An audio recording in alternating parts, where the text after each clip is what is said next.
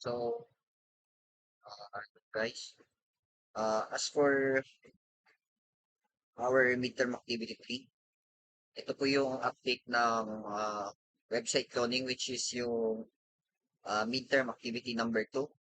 And yan, i-update lang po natin, dadagdagan lang po natin ng create user account. Then, update admin feature from the activity pool. And account locking, admins can unlock accounts if necessary for security purposes. Block management system, key features. Create and publish posts. User can write and publish blog posts, edit and delete posts. Author or admins can update or remove posts as needed. Commenting system. Users can add comments to posts, reply to others, comments, and engage in discussions. Post management. Admins can view and manage all posts, including drafting, approving, or deleting them. Comment moderation. Admins can moderate comments, ensuring appropriate content and community standards. Note, the post must be approved by the admin before it can be published. Yan po. Then, profile management. User can update their own profile information like email, password, and avatar image. For the feature, change passwords or enable two-factor authentication for added security. For the activity logs, user have access to personal activity log where they can see their recent actions like posts created, comments, and etc. For the dashboard, upon login, users are greeted with a personalized dashboard that shows their relevant information. For example, tasks and notifications. The dashboard should include a blog feature that allows users to create posts and leave comments on the posts, just like this. And for the notifications, users receive notifications for system activities relevant to their role, sample new posts, system updates, or tasks assigned by the admin. Yan. Content creation and management, depending on the role. If the user has editorial permissions, they can create and edit content such as blog posts or news articles. Users can manage their drafts and submitted content. And for the security features, password reset. User can reset their password if they forget it using email SMTP. So, punta naman po tayo dun sa may web cloning po natin dati. Ito po yung clone nating application, yung webappworks.net admin. So, ang naidagdag lang po sa kanya is this manage posts, which is pwede kang mag-edit, mag-update ng status. Yan, approve or rejected. Try natin, reject. Okay. Then, pwede rin po tayong mag-approve. Yan din po. Then, yan lang naman po ang naidagdag sa kanya. Ito lang po, pending post, total products yan. Ito lang ang naidagdag mismo po. And then, try natin po sa ating account, which is on file. Try po natin ito. So, mag-register na lang po tayo.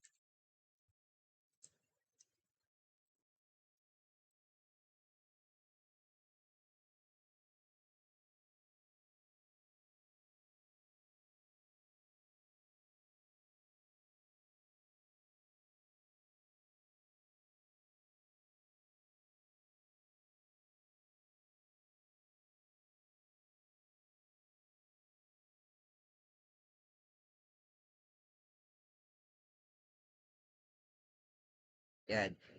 Ito lang po ang meron sa kanila. Ang naidagdag po. Pwede kang mag-update. Try natin i-update siya ng pangalan ko na mismo. Kaya update profile. Ayan po. Ito na po siya. Then, dun sa may add posts, which is ito po. Try it. Then test natin dito. Then publish. Natin manage post. So siya, papasok agad. Try tests. Then, lang naman po siya. All posts. May mga post ng ating mga last users ng mga nag-posts. Then, meron din siyang mga comments. Kaya rin mag-comment.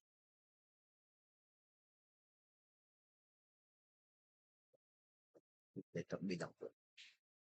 Kaya rin papasok siya. Kung nag-loading pa siya. So, nag-put po natin.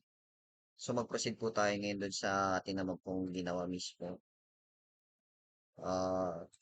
So, ang naidagdag lang po dito sa controllers natin is comments. Comment controller. Ito po siya. For the storing, validation. Yan po. Yan. Then, sa create. Then, sa may code controller. Ito lang naman po yung mga dinagdag natin. Mag-fetch ng authenticated user, create posts. Dito po siya. Edit, and delete, and destroy. Tapos babalik po siya sa ating post, sa user management. Then, sa may post controller. Ito po siya. Show all posts, created posts, new posts, at rating. Then, dun sa return view niya, if nakapag-post ka na, then sa edit, so, date, so, then sa may delete, and dun sa may managing ng post view. Then post management, ano po, ito po yung sa may ating admin. Yan, halos same lang din po sila. Prove, date, po, and then reject. Ito po yung tatlo na yan. Doon po sa may post na makikita po natin mamaya. Doon sa may post management. Then, user dashboard. Ito po siya. Then, user profile. Touching. Yan. Date. Yan po naman lang po siya. Then, sa ating admin, isa lang naman po na idagdag, which is yung sa may post management nga lang po. Ito po siya. Then, for the layouts, nag-add din po tayo ng panibagong layout natin. Yun po. Then, for the user, wala po pinagbago yan. Meron po lang tayong dinagdag dito na folder which is your users. Ito po, lahat po ito dinagdag po natin.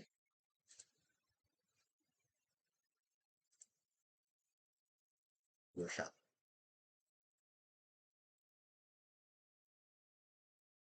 Then, let's try naman din po yung ating app.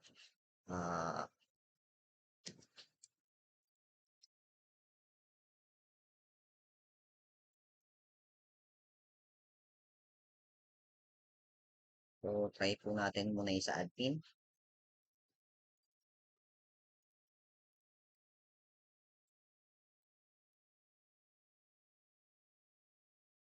So, ito po siya. Idagdag lang din po yung manage posts, which is ito po. Wala na po siyang pinagkaiba sa lahat-lahat. Same lang din po. Like the last time. Walang po inaidagdag. Then yung manage posts. Then try natin mag-log out. Doon naman po tayo sa ating user. Sabi natin. So, ito po yung sa user natin. Yan, sa may blog, sa may posts. Yan po, manage posts, profile. So, try muna po natin mag-edit dito sa profile. Kaya natin palitan ng pangalan ko. po siya. Then, palitan din natin ang password. Ay, tama, tama, tama. Or palitan na lang natin ang letter. Update po natin. Then, successfully updated. Ito rin po yung name. Then, try naman po natin mag-add ng post. So, try po ulit natin. Tests. Create posts. Yun, nag-add na agad siya. Test. Tignan natin sa, ito na po siya. Pending ang status natin. Which is, kailangan pang i-approve ni admin. So, sa all post, na po siya, na-approve na. So, pwede na natin siya i-edit. Testing. Ito naman, try. Kapag pagbaliktad. Yun, tapos na-edit din po siya. Nadi-delete. Try naman po muna nating mag-comment. Kung maka-comment ba tayo. So, nakapag-comment naman po siya. Then, delete.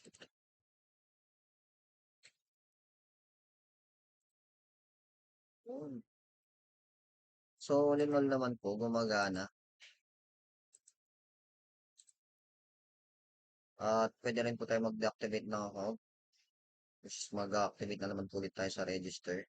Siyempre, ayan po, try natin.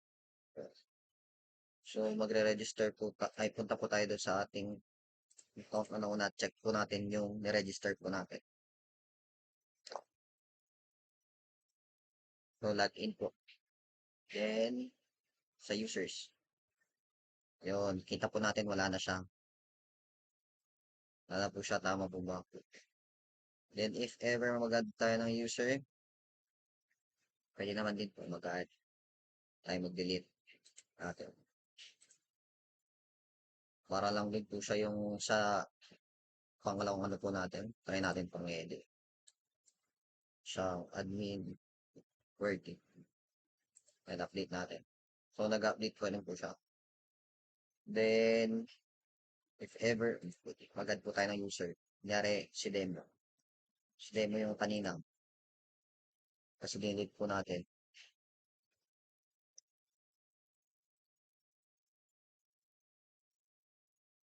Then, ganyan ang solution. Kapalitan po tayo. Then, try po natin i-login. Okay. Copy ko na lang. Kasi baka malimutan.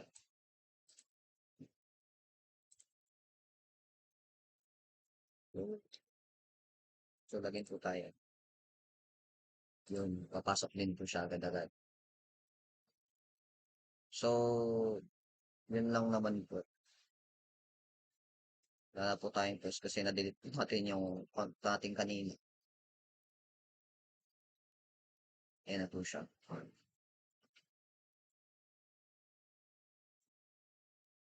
So, yun lamang po yung aking midterm activity 3.